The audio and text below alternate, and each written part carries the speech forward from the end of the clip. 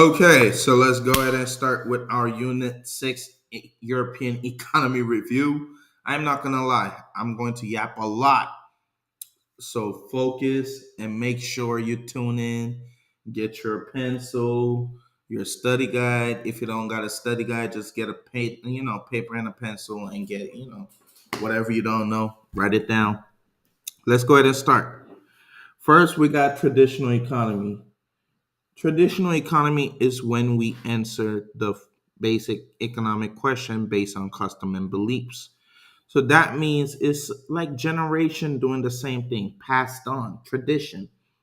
So, for example, if my great grandfather was a fisherman, my grandparent will, or also grandfather, will also be a fisherman, which means my father will also be a fisherman and I will also be a fisherman. For example of a country, we got small village in like northern Russia. There's also a little village in Brazil, or a little bit like little villages in Africa, like for example, like Congo, and like small villages. But there's no really a traditional economy in nationwide. Command economy is when government makes all the decision. For example, we got former Soviet Union, and it's a word, command, by force. So that's when the government force you to make business. For example, government will say, "Well, Jalen, you're going to have a Coca-Cola, company, and you're going to operate how much ever that government tell you." But everything, all the decision is by government. Government will tell you what to do, and of course, associate the word command economy with communist. Those two, make sure you know them together. Market. Market, also known as free enterprise, free market, is when private business make all other economic decision. Meaning, private business, like you and I, will just do whatever we want. We can make how many business, whatever business we want.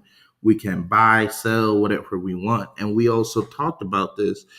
At first, we really said, that sounds like a good idea. But then we started asking more questions. Wait, so if everyone get to do whatever they want, who's going to regulate anything?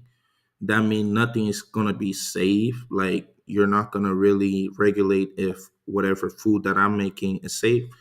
There's not going to be an agency that look over that there's no illegal stuff going through in the food or illegal stuff that they're going to, sell over with the.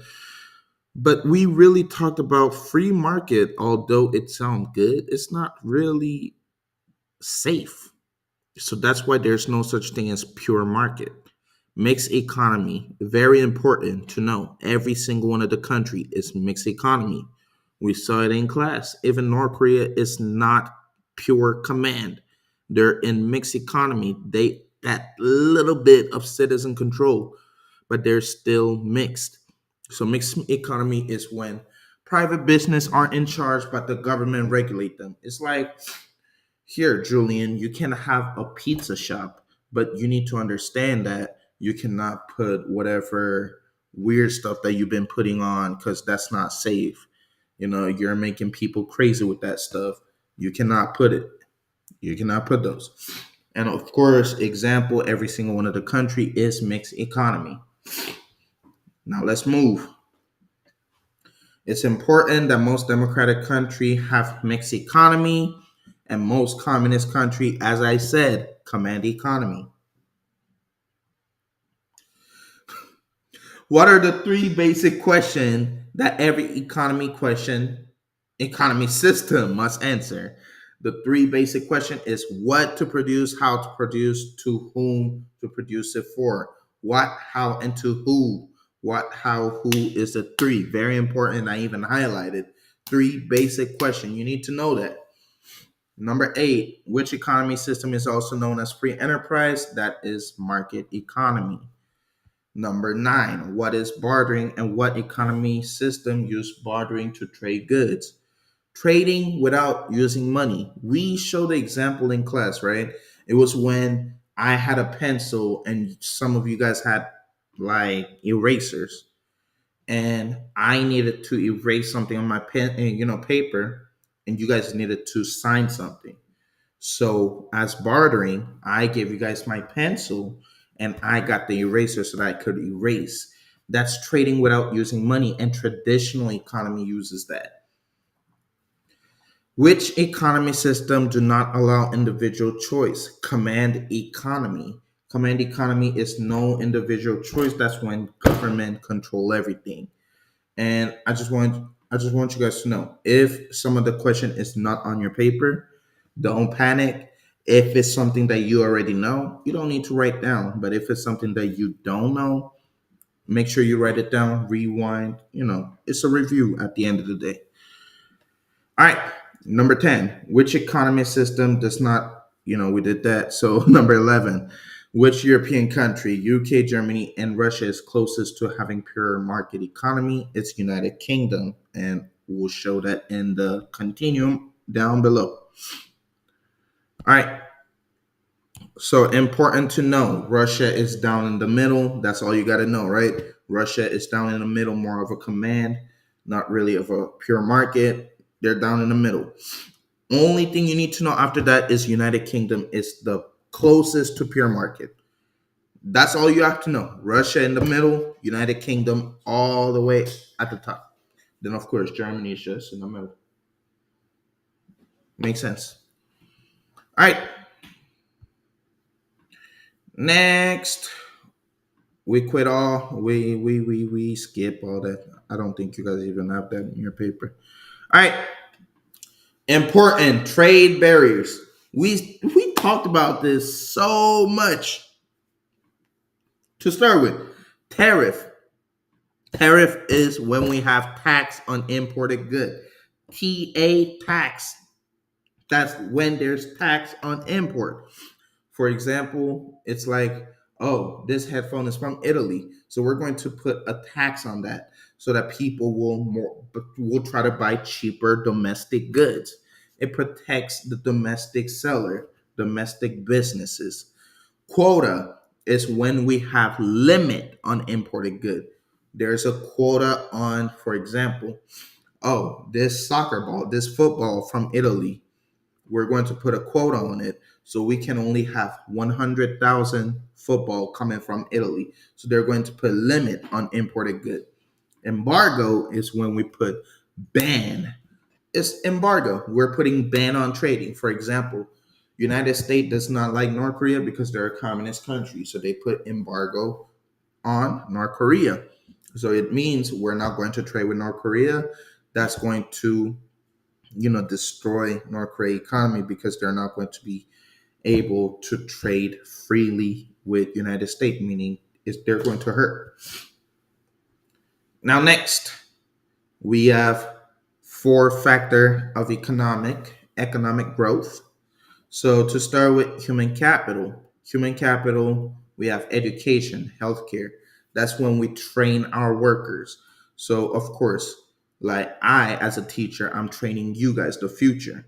We have doctor that's able to make sure that they're able to heal and cure. We have factory worker or engineer that are able to make and build things to make the daily life easier. Capital good is things that you sell or produce. It's important that you know is man-made material. Capital good is anything that is man-made. Computer, factory, machines, trucks, the cars, all these things that are man-made is capital goods. Natural resource, I mean, let's be for real. We should know this by now. It's natural resources from nature. Timber, oil, coal, like lumbers, all these stuff that are straight from nature. And we got entrepreneurship. That's someone who started a business. You guys were an entrepreneur when you guys went to J Biztown. I know you guys have fun, but you guys were basically entrepreneur, right? You guys were business. You guys started a business. You guys had to work as a business. We got big example, Walt Disney, creator of Disney. Next, what is the relationship between literacy rate and having high standard of living? We need to understand Literacy rate means ability to read and write. So if you don't know that, you might want to write that down. Literacy rate means ability to read and write. And having high standard of living. Guys, you need to understand high literacy rate equal to high standard of living. When people are able to read and write, it means that more people are going to want to get educated, more people are able to get trained for a job, more people are able to get high-end jobs as well. 23, how have investment in capital and human capital contributed to high GDP per capita? Investing in capital and human capital contributed to high GDP because they train the future and they make the daily lives easier. So if they're able to train the future, they're able to train their citizens, they're able to make the daily lives easier. They have more trained and skilled employee. For example, if they have more quality of teacher, like better teacher that are able to make, students' needs, you guys are going to get more educated and you guys are going to be able to reach higher standard. That's what, we know that Duluth try to do at least is teach y'all in the highest standard. So now next, of course, pause if you need to. 25, define currency exchange. Currency exchange is when you exchange money with other country. We did this activity when we changed dollar to yen, yen to, pesos. But that's when you exchange money. When you go to different country, you got to exchange your money so that you can use the money in different country. Oh, I thought that was funny. Okay, never mind. All right, so 26. Why does international trade require a system for exchanging currencies? Not all currencies are worth the same amount. So currency exchange is very important. Exchange rate, right? So exchange rate. So exchange rate is like the rate, how much the dollar costs. So it's a value of the value of the currency. So, for example, is $1 worth how much? One. Because, like, for example, $1 is equal to like 1,251. So you need to understand how much $1 is worth in different countries. So now, next, European nation. What does the European Union do? So European Union is, of course, this we I said this is very important in every subject that you look at the word. It's European Union. They're trying to unite. They're trying to form a union. So what they do is they try to promote world peace, promote trade, allow free movement. Most importantly, trade without trade barrier. And of course, it's important to know the trade barrier.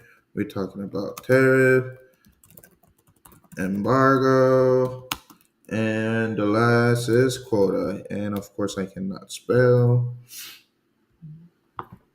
Yes, tariff, embargo, and quota is very important. This is what I would say is the most important.